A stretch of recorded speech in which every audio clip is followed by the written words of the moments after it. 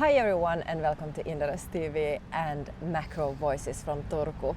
Here today with Marianne. Hello. And we've been asked to introduce ourselves a little bit better. So before we dig into today's topic, I will ask you, Marianne, who are you? I am wife, a mother, and economist at Inderes. Yes. Yeah, and you've been writing the macro reports for 12 years? Yes, for 12 years, and it also means that I have seen all the economic crisis during the last decade, so I'm a kind of a crisis expert too. From crisis to crisis in the economy. Yes, yeah. That's right. And what about you, Isa? Who are you? Hi everyone, I'm Isa Hood and I'm also a wife and a mother and a community manager at Inderes. I have a master's degree in business administration and more of a micro perspective on the economy, but always keen to discuss economics with you, my favorite macroeconomist, Marianne. And we mentioned earlier crisis, and that's also the topic of today because we're going to dig into Fed and the September meeting last week. And as expected, the Fed did not hit the brakes. They were raising basis points with 75, and the message was clear. We're going to continue on this road. Why? Yes, according to Fed's own forecasts, they will continue hiking rates, and we will see a target rate 1.5 percentage points higher in the end of the year than in September.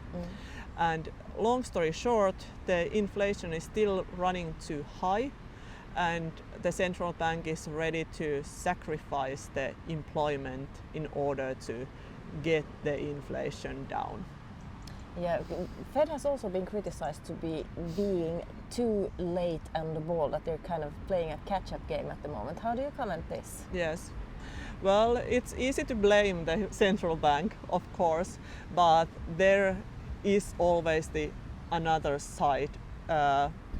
And here the another side is the fiscal policy. Of course, we saw a massive monetary policy stimulus during the COVID crisis, but we also saw a huge fiscal stimulus. And because of that fiscal stimulus, it increased demand and it increased the price pressure.